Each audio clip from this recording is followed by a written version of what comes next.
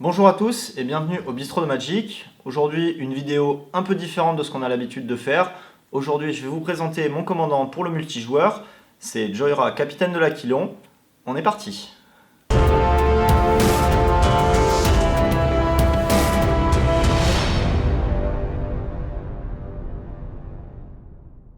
Donc le principe du pack est très simple, vous essayez de jouer votre commandant le plus vite possible, ça marche aussi sans, mais c'est quand même beaucoup mieux avec. C'est un deck artefact Storm, donc le but du jeu c'est de jouer le maximum de cartes le plus vite possible et de gagner avec les quelques combos que vous avez dans le deck, mais vous piochez tellement de cartes avec la capacité du commandant et du reste que vous gagnez très très vite. Allez, du coup on commence tout de suite. Hop, on va commencer simplement avec les terrains. Donc tout d'abord, tous les fetchlands qui contiennent du bleu ou du rouge, avec également une petite vue prismatique au cas où. Ça vous permet de filtrer votre deck, d'aller vraiment avoir les couleurs que vous voulez. Alors oui, il y en a beaucoup, mais on s'en fout. Le but, c'est vraiment de filtrer le deck, et s'il y a besoin, vous pouvez les défausser. Hop. Au niveau des cibles, on a un conduit de vapeur, l'île volcanique, deux îles, deux montagnes, avec une enneigée, une pas enneigée. Bon, c'est plus pour le style, ça n'a pas vraiment d'importance. Vous noterez qu'il y en a moins que ce que vous avez en fetch, c'est normal, le but c'est pas de faire durer la partie, donc c'est juste pour avoir le maximum de fetch possible. On a également les deux terrains artefacts qui sont quand même là parce qu'on a 2-3 synergies avec, même si c'est pas les meilleures cartes du paquet. Hop. Au niveau des terrains qui font deux couleurs, on a également l'îlot ardent et le Chivalrif qui font du mana de la couleur que vous voulez pour un dégât, et l'îlot ardent peut même vous faire piocher si vous avez besoin. Et on a également le centre d'entraînement puisque c'est du multijoueur, donc il arrivera à désengager, et la chute de soufre puisque vous avez quand même quelques cartes qui ont le tag de terrain de base. Alors si vous aimez pas la chute de soufre, vous pouvez mettre le Fastland, donc le Spire Bluff Canal. Moi je l'ai pas, donc du coup on met celui-là à la place, hein, c'est pas très grave. Hop. On a les quelques terrains qui font la couleur que vous voulez. Hop, la tour de commandement et le bassin réfléchissant qui sont virtuellement les mêmes.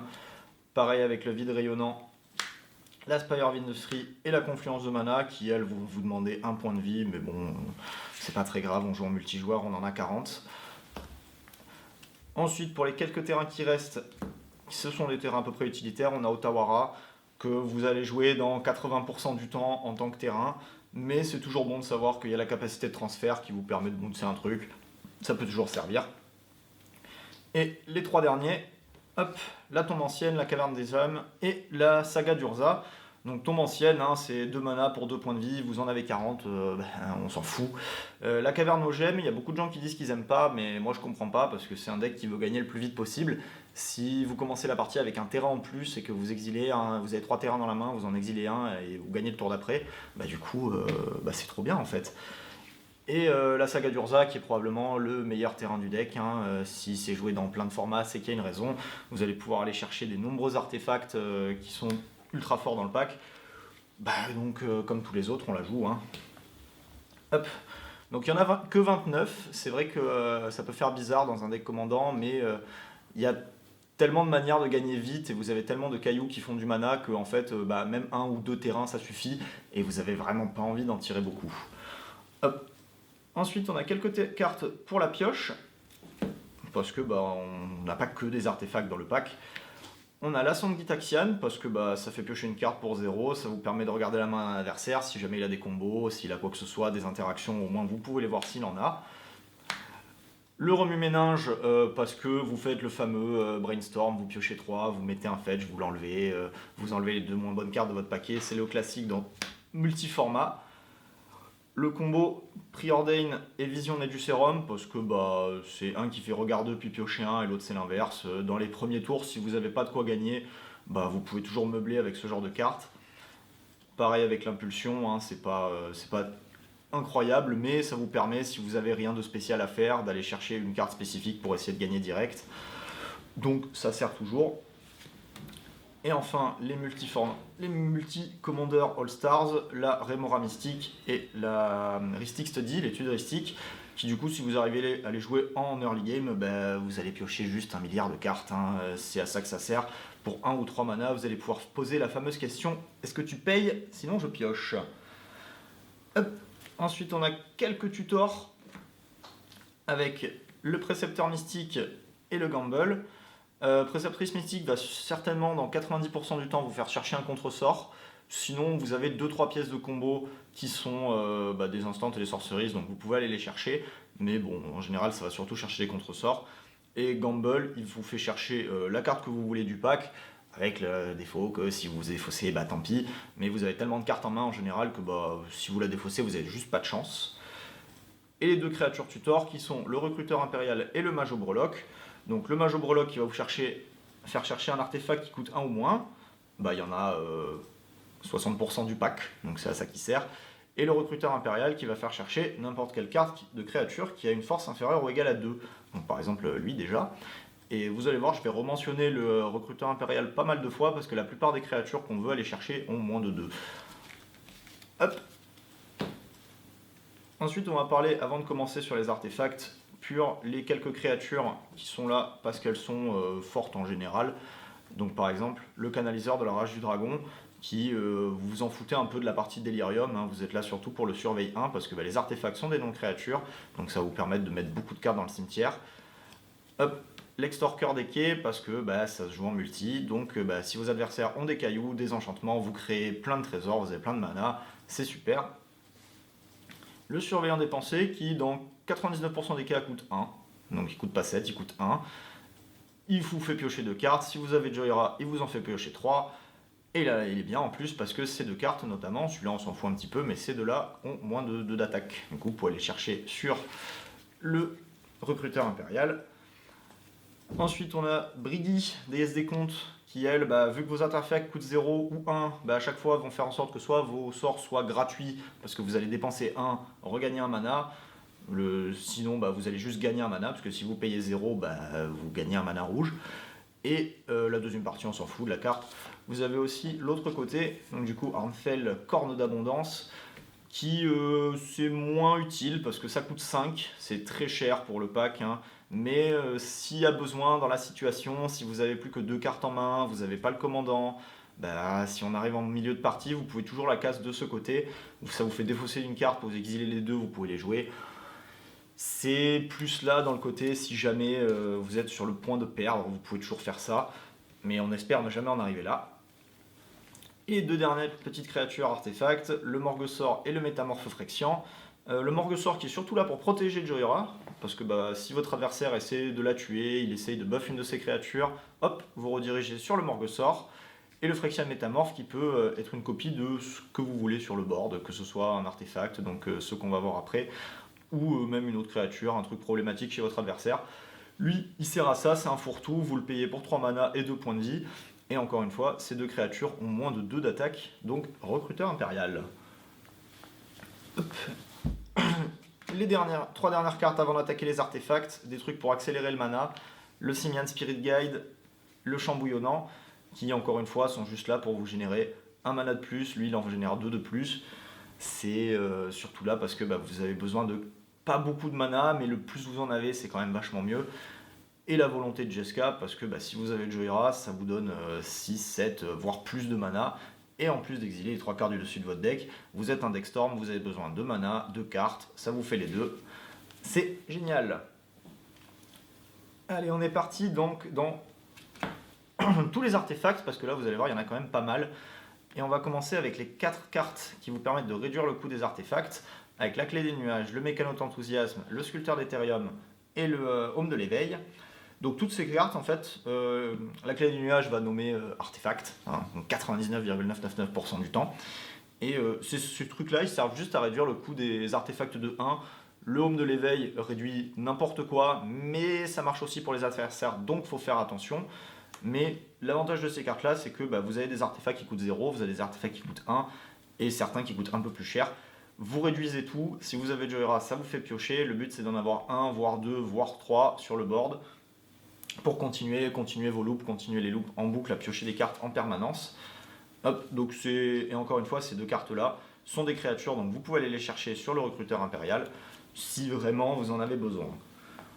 Hop, on attaque avec les quelques mox. On a la mox de chrome, la mox d'opale, la mox d'ambre. Je crois que j'en ai pas oublié. Non, c'est bon. Hop, il devrait y avoir une Mox Diamant, mais j'en ai pas. Ça coûte un peu trop cher pour moi, donc du coup je l'ai pas mise. Mais il devrait y avoir une Mox Diamant dans le pack. C'est des artefacts, ça coûte 0, ça fait du mana de la couleur que vous voulez, enfin bleu rouge. Et ça vous fera en général soit un bleu, soit un rouge, mais dans le pire des cas, c'est juste ça coûte 0, ça vous fait piocher, même si ça vous ajoute qu'un mana bleu, c'est toujours intéressant. Les quelques artefacts qui font beaucoup de mana, on a le Mana Vault, la crypte de mana et le Sol Ring. Donc ça c'est toujours pareil, hein, c'est des trucs qui coûtent 1 ou 0, qui font 2 à 3 mana. On a quelques trucs qui permettent de les désengager ou de les blink pour les faire revenir en jeu. C'est juste à ça que ça sert, justement, vous jouez des artefacts, vous refaites du mana, vous piochez, vous rejouez des artefacts, et on continue la chaîne. Le fameux Lotus Joaillier, parce que si vous avez ça dans la main de départ, c'est quasiment gagné, comme n'importe quel pack de multijoueurs. De toute façon, ça c'est une des meilleures cartes du paquet, vous jouez Joyra tour 1, si vous avez n'importe quel artefact qui coûte 0, qui fait du mana, vous pouvez continuer, et c'est pas impossible de gagner tour 1. C'est compliqué par contre, faut pas exagérer. La pétale de Lotus, parce que elle fait qu'un mana, mais c'est toujours pareil, ça le fait qu'une fois, mais si vous êtes Storm, vous essayez de gagner en un seul tour, donc vous la jouez, vous piochez une carte avec Joyra, vous faites un mana, et on continue. Les quelques cailloux, pardon, qui coûtent 2, donc qui sont un peu moins utiles que les autres, mais bon, si vous avez ne serait-ce qu'une carte qui réduit le coût des artefacts, du coup il coûte plus que 1, mais sinon c'est simple, c'est les fameux cailloux du multijoueur, vous les jouez tour 2, ça fait un mana, voilà, ça sert à ça. Et ensuite, on a les quelques artefacts qui sont pas vraiment des artefacts à mana, à combo, c'est juste des artefacts parce qu'ils coûtent pas cher et qu'ils ont quand même des effets. Par exemple, l'Ornithoptère et le Memnith, c'est juste 2 créatures pour le début de partie qui ont le bénéfice de coûter 0. Donc c'est pas les meilleures cartes du paquet, mais c'est toujours là pour bloquer s'il y a besoin. Les 2 babioles, Urza et Mishra, qui c'est pareil, c'est coûte 0, vous les engagez, vous prenez un petit peu d'infos, vous piochez une carte au tour d'après. Voilà, la plupart des artefacts, vous allez voir, sont quand même là pour faire soit piocher, même faire du mana. Hop, la babiole, le tambour et l'étoile chromatique. Donc ceux-là c'est pareil, celui-là il sert à filtrer du mana, parce que vous l'avez vu, on a quand même pas mal de cartes qui font du mana incolore. Des fois ça sert de se dire, tiens j'avais besoin d'un mana bleu, hop, vous sacrifiez l'étoile chromatique, elle vous fait même piocher une carte. Le tambour de sautefeuille, il sert par exemple, voilà, si vous avez Joyra, vous pouvez vous en servir pour engager Joyra, faire du mana. Si vous avez les Memnith, les trucs comme ça, parce que vous allez rarement attaquer dans ce deck.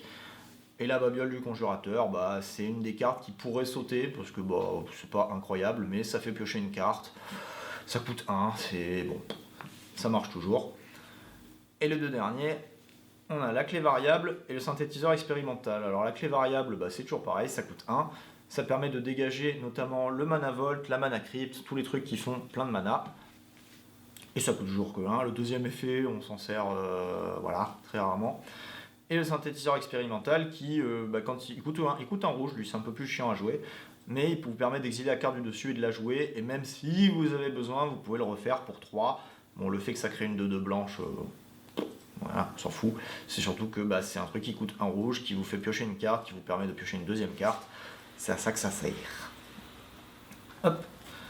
Avant de présenter les combos, je vais vous montrer les quelques cartes du coup, parce que on est un deck Storm, on est un deck gagné très vite, le plus tôt possible. Du coup, on a besoin de beaucoup d'interactions. Et pour ça, on a des contresorts. Hop, un peu loin de la caméra.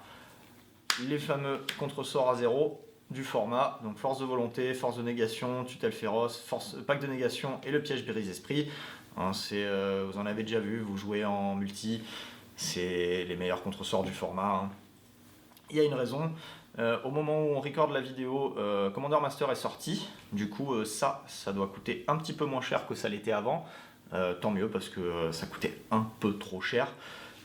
Donc ça c'est les contrats 0. On a encore... il y en a encore un que j'avais oublié, pardon. La claque défectrice, en parlant, c'est pareil, ça a été réédité. Profitez-en si les prix ont baissé, achetez-en maintenant. On a encore 3 petits contresorts, ceux-là ils coûtent 1, mais ils sont toujours effectifs. Le déluge irrité, parce qu'on joue Storm. Si un adversaire joue Storm, vous jouez ça, il ne peut pas tout contrer, tant mieux. À part s'il a le piège brise-esprit, ou une autre déluge irrité. Le chant du cygne, parce que ça contre pas tout, mais au moins dans les guerres de contre-sort, c'est un contre-sort efficient qui coûte que 1. Pareil pour la salve élémentaire rouge, ça peut même détruire une carte bleue si votre adversaire a une étude ristique ou un truc comme ça chiant. Vous pouvez payer 1 pour le détruire. Et les 3 dernières pièces d'interaction qui vont permettre de faire l'interaction avec les combos, la faille cyclonique, le snap et la chaîne de vapeur. Donc faille cyclonique, c'est surtout pour vous renvoyer un truc dans la main. Si vous arrivez jusqu'à la surcharge, parce qu'il y a quand même moyen dans ce deck de créer beaucoup de mana, vous pouvez le surcharger, mais en général ça sert pas trop à ça. Le snap, parce que c'est un bounce gratuit, et si vous renvoyez une créature artefact, du coup vous pouvez la rejouer, et en plus vous allez gagner du mana. Si jamais vous détapez la tombe ancienne, vous refaites un mana de plus. Si jamais vous avez le home de l'éveil, ça coûte que 1 bleu, ça détape de terrain, ça vous génère du mana. Donc ça c'est super pratique. Et la chaîne de vapeur qui, elle, vous sert à bounce un truc pour 1. Si votre adversaire continue la chaîne, il peut renvoyer d'autres trucs problématiques chez les adversaires.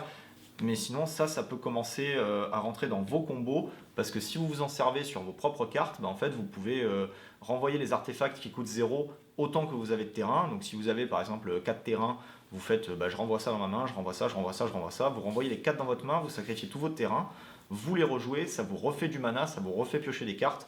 Donc c'est un peu la stratégie all-in, mais ça marche beaucoup plus souvent que ce qu'il n'y paraît. Et les 2 dernières cartes avant d'attaquer les combos, parce que c'est pareil, ça vous fait piocher 1 milliard. Dans la même idée que la chaîne de vapeur dont j'ai parlé il y a 10 secondes, Orchid's Recall et le résultat paradoxal, donc qui eux renvoient tous les artefacts dans votre main, et lui n'importe quel nombre de permanents que vous contrôlez. Lui en fait va vous permettre de rejouer toutes vos mox, tous vos artefacts qui coûtent 0 ou 1, et de repiocher des cartes avec Jurira. Et le résultat paradoxal fait la même chose, sauf que lui, pour chaque carte que vous renvoyez, vous piochez le même nombre de cartes. Donc si par exemple j'ai renvoyé 10 artefacts dans ma main, je vais piocher 10 cartes, rejouer mes 10 artefacts, repiocher 10 cartes, refaire du mana. Et du coup, en général, si vous arrivez à résoudre cette carte, vous gagnez le même tour. Parce que vous aurez tellement d'interactions dans vos mains, vous ne pouvez plus perdre. Et donc du coup, c'est bien beau tout ça, mais comment on gagne? Donc on a quelques combos, avec notamment ces 3 cartes, Sceptre isochronique, inversion dramatique et le destructeur de codex. Donc Sceptre isochronique, inversion dramatique, c'est un combo assez connu, il est plus trop utilisé mais ça se fait encore. Vous jouez le Sceptre isochronique, vous mettez l'inversion dramatique dessous, qui fait que à chaque fois que vous allez payer 2 et engager le sceptre, vous allez caster ce sort là qui dit que vous dégagez tous vos permanents non terrain.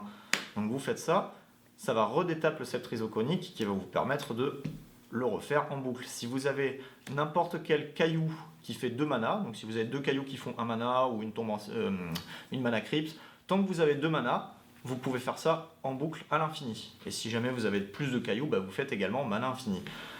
Si vous avez le destructeur de codex, ce qui se passe, c'est que avant d'engager ça, vous allez engager le destructeur de codex, vous allez meuler un joueur d'une carte, vous allez engager le sceptre isochronique qui va tout dégager, dont le destructeur de codex. Vous pouvez recommencer et vous meulez tous vos adversaires. Donc ça c'est un combo simple. Il a l'avantage en plus de pouvoir aller chercher avec le précepteur bleu. C'est vachement rigolo. En plus c'est des artefacts qui coûtent pas cher. Là-dessous vous pouvez même mettre des contre-sorts s'il y a besoin, mais bon, j'ai jamais eu à le faire. On n'en est pas là non plus. Ensuite, on a le combo le plus détesté du format, le fameux Oracle de Tassa, Brèche du monde souterrain, avec en combo Brain Freeze et le Diamant d'œil de lion. C'est un deck fait pour gagner, hein. J'aime pas gagner comme ça, vous aimez pas perdre sur Oracle de Tassa, j'aime pas gagner sur Oracle de Tassa, mais il y a un moment, c'est fait pour gagner, c'est fort, on attend toujours le ban de l'Oracle de Tassa, ou de la Brèche d'ailleurs. Mais bon, tant que c'est pas ban, on va abuser de ça, hein, parce que c'est fort. Hein, donc du coup, on va le faire. Donc je vais pas trop vous faire l'affront de vous expliquer le combo, mais pour ceux qui le connaissent pas, vous jouez Brèche du monde souterrain, vous sacrifiez le Diamant d'œil de lion pour ajouter 3 mana, vous faites Brain Freeze sur vous-même, vous meulez 3 cartes, enfin minimum, hein, que vous allez ensuite utiliser pour escape le Diamant d'œil de lion, qui vont ensuite escape le Brain Freeze pour refaire 2 mana. Vous meulez tout votre deck, et une fois que vous avez plus de cartes dans votre pack, vous faites Oracle de Tassa, j'ai plus de cartes dans mon deck, j'ai gagné, bravo, c'était très intéressant. Si vous n'avez pas l'oracle de Tassa, vous pouvez juste le faire sur vos adversaires pour dire bah, je te meule, je te meule, je te meule. Hop, vous avez plus de cartes dans le deck, ça marche aussi. Voilà, hein, c'est pas marrant, je le sais, hein, mais bon, tant qu'elle est là, bah, on va en profiter. Hein, ce serait bête de ne pas le faire.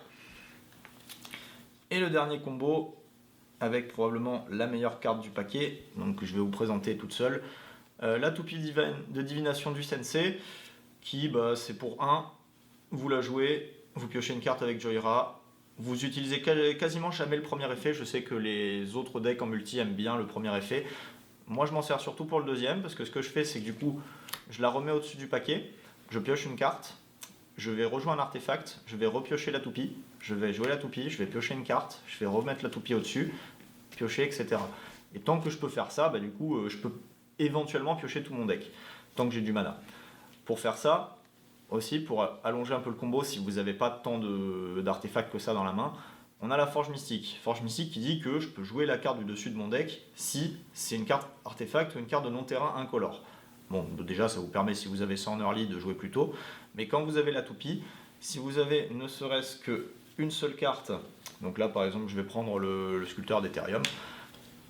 Si vous avez une seule carte qui réduit le coût en mana des artefacts, ben en fait, avec ces deux cartes, vous piochez tout votre deck. Parce que la toupie coûte 0, et vous pouvez jouer la toupie depuis le dessus de votre pack. Donc en fait, vous mettez la toupie au-dessus, vous cassez la toupie, vous piochez une carte, vous remettez la toupie au-dessus, et vous le faites en boucle. Donc avec ça, vous piochez tout votre pack. Si vous avez Joyra, bah ça va encore plus vite. Mais l'idée, c'est que n'importe lequel des 4 qui réduit le coût des artefacts et ces deux-là, vous piochez tout votre deck. Et du coup, bah, c'est bien beau, j'ai tout mon deck, hein, bravo, et après je gagne comment? Si vous avez Oracle de Tassa, bah, vous pouvez gagner avec l'Oracle de Tassa. Sinon, faut pas oublier qu'on joue un deck Storm. Du coup, vous avez le réservoir de fluétéaïque qui dit que à chaque fois que vous lancez un sort, vous gagnez un point de vie pour chaque sort lancé avant. Donc bah, si c'est la première fois que vous lancez la toupie, ça fait 1, la deuxième fois ça fait 2, puis 3, puis 4, puis 5, et vous montez très très vite à des montants de points de vie assez impressionnants. C'est pas difficile du tout d'arriver jusqu'à plus de 150 points de vie pour faire piou piou piou, je vous ai tué tous les 3. Mais après, oui, bon, mais si jamais ces cartes-là, elles sont à la fin du pack, comment je fais? J'ai pas assez de cartes. On a Erut. Donc Erut qui fait pas vraiment partie du combo, mais qui vous permet en fait de le faire à n'importe quel moment de la partie. Parce que l'avantage de faire ça, c'est que si vous l'avez en début, ça marche bien. Si vous l'avez en fin, bah, il y a un moment, vous pouvez plus piocher, vous n'avez pas assez de storm pour faire le réservoir. Du coup, Erut, en fait, elle dit qu'à la place de piocher une carte, vous exilez les 2 cartes du dessus de votre deck. Sauf que bah, du coup, vous pouvez pas mourir à la meule. Donc vous pouvez continuer à faire cette boucle à l'infini, puisque vous pouvez pas piocher. Donc comme vous pouvez faire la boucle à l'infini, bah, vous pouvez juste faire réservoir, réservoir, réservoir. Vous pouvez dire oh, j'ai 1 milliard de points de vie, voilà. Donc ça c'est mon combo préféré, hein. La toupie c'est une de mes cartes préférées depuis que je la connais, hein. J'ai mis du temps à la récupérer, juste avant qu'elle soit rééditée dans un set il n'y a pas si longtemps que ça. Hop. Et on va juste finir avec dernière carte qui fait à la fois partie de aucun combo et de tous les combos en même temps, c'est-à-dire le chaton éclipsant. C'est une carte qui en elle-même ne fait rien, parce que bah ouais, elle va blink des trucs, mais quand vous commencez à la mettre avec d'autres cartes, c'est là que ça devient débile, parce que d'elle-même, sinon vous allez lancer un sort, ce qu'elle va faire c'est oui, elle va vous donner du mana, ok, vous allez lancer une mox, ça va blink une autre mox, ok, c'est bien, j'ai gagné un mana. Mais quand vous commencez à la comboter avec des cartes que je vais retrouver tout de suite, comme par exemple bah, le Mana Volt, à chaque fois que vous lancez un non-créature, c'est indirectement 3 mana que vous rajoutez à votre pool. Si jamais vous blinkez, hop, je vais le retrouver, voilà, un recruteur impérial, vous pouvez aller chercher n'importe quelle carte de votre deck quasiment. Si vous blinkez un extorqueur decké, vous allez créer encore 1 milliard de mana. Cette fois c'est des trésors, c'est encore mieux. Si vous blinkez le surveillant des pensées, vous allez piocher 2 cartes à chaque fois. Donc au final, ce truc-là, quand vous commencez à jouer avec, bah, vous réalisez que bah, ça va très vite. Hein, mais il a besoin d'une de ces autres cartes à côté, parce que de tout seul, bah oui, vous allez faire 2-3 cartes, vous allez avoir un peu plus de mana, mais bon, c'est pas non plus terrifiant. C'est quand vous commencez à le mettre avec d'autres cartes que là, il devient vraiment fort. Donc voilà. Voilà, donc ça c'était pour le deck. Alors donc petite précision bien sûr, c'est une version de deck donc pour le CEDH, hein. Il y a des cartes qui coûtent assez cher, qui sont pas forcément faciles d'accès. Après l'avantage c'est que ce deck-là est très facilement montable en budget. C'est comme ça que j'ai commencé. Donc pour la petite anecdote, hein, c'est mon premier commander, c'est le premier commander que j'ai monté moi-même. Je l'ai pas deck tech, j'ai rien fait avec, hein. C'est le deck qui m'accompagne depuis le début de Magic, qui m'a donné envie de jouer à Magic vraiment. Donc je pense que ça se représente aussi dans la façon dont j'ai monté le pack. Donc est-ce que vous aussi vous avez des packs comme ça qui vous suivent depuis le début, que vous n'avez pas envie de casser à chaque fois, que vous dites bah non ça c'est mon deck préféré, je veux le garder, hein. Donc si vous en avez, mettez-les en commentaire. Aussi si vous avez des suggestions, parce que bah, je sais que bah, c'est comme c'est ma version du deck que j'ai créé moi-même, il y a des cartes que j'ai pas forcément, dont j'ai pas forcément connaissance. Donc bah, si vous vous dites bah tiens pourquoi il n'y a pas ça dans le pack, dites-le moi, je serais ravi d'en débattre avec vous dans les commentaires. Donc voilà, c'est tout. En attendant, j'espère que vous passerez une bonne journée. Et puis d'ici là, à bientôt.